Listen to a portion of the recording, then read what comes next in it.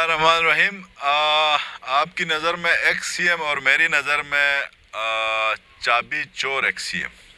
چابی چور، کیونکہ وہ فارسٹ کی گاڑی جو اس نے چرائی اور ایکسیڈنٹ کروا کے ایکسپوز ہوا تھا، تو وہ آج کل رمضان کے مہینے میں 2 سے 3 اور 4 بجے کے ٹائم میں صرف وہ سٹی ہاسپٹل کی طرف اور آر ایچ کی ہاسپٹل کی طرف اس کا وزٹ ہوتا ہے، محسوس یہ کروانا چاہتا ہے کہ یہ میری جاگیر ہے، ذاتی پراپرٹی ہے، اور بار بار اس پروجیکٹ کو اس طرح سے وہ پورٹرے کرنے کی کوشش کرتا ہے کہ یہ صرف اور صرف اس کے گھر کے لیے وہ ہاسپٹل بنا ہے اور صوبائی حکومت کا کوئی اس کے اندر رول نہیں ہے، اس نے خود کھڑے ہو کے بنوایا ہے، اور لوگوں کو جو ہے وہ احسان ڈالنے کی کوشش کرتا ہے۔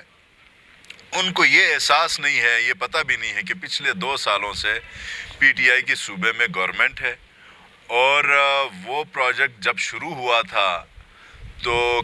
کمپلیٹ تو وہ ہوا نہیں تھا، اور آج کے دن بھی کمپلیٹ نہیں ہے، اور 2 سالوں میں ہماری جو ایلوکیشنز ہیں وہ موصوف اے ڈی پی کی بک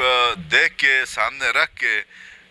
یہ بتائے کہ یار یہاں آر ایچ کیو ہاسپٹل یا سٹی ہاسپٹل یا شہید سیف الرحمان ہاسپٹل جو ہے اس کا ایلوکیشن 0 ہے، کہ اگر صحافیوں کو عوام کو دکھا دے تو ہم کہیں یار یہ بندہ ٹھیک جسٹیفیکیشنز کے ساتھ بات کرتا ہے۔ وہ اصل میں بھاولا ہوا ہے، کہتا ہے کہ 200 فٹ روڈ ان سے بنتی نہیں ہے صوبائی حکومت سے۔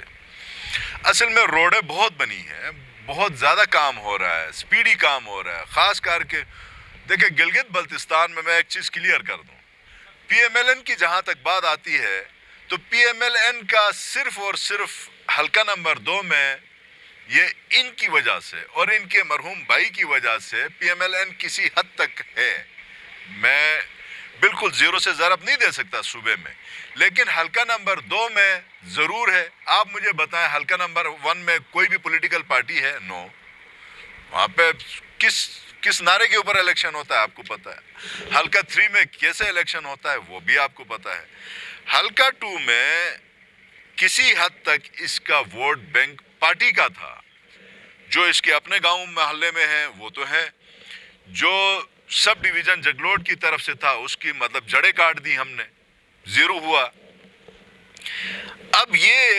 پورے گلگت بلتستان میں انتہائی کمزور ترین جماعت، وہ جماعت، ان کا بھی میں کہوں گا، اور پیپلز پارٹی کے حوالے سے بھی میں آج کچھ ریئلٹیز، حقائق آپ سب کو پتہ ہونا چاہیے، بلکہ پتہ ہے۔ 2009 میں پیپلز پارٹی کی گورنمنٹ بنی 2/3 میجورٹی کے ساتھ، اور اس وقت پی ایم ایل این کی سیٹیں کتنی تھیں؟ 2 سے 3 سیٹیں تھیں، 2 تھی آئی تھنک۔ پھر 2015 میں پی ایم ایل این کی گورنمنٹ بنی 2/3 میجورٹی کے ساتھ، تب پیپلز پارٹی کی ٹوٹل 1 عمران ندیم کی سیٹ تھی۔ پھر 2020 میں پی ٹی آئی کی سیٹ بنی، اور 2015 میں پی ٹی آئی کی بھی 1 سیٹ تھی۔ جب یہ گورنمنٹ میں آتے ہیں، وفاق میں جب گورنمنٹ ہوتی ہے تو ان کی 18 سے 19 سیٹیں آ جاتی ہیں،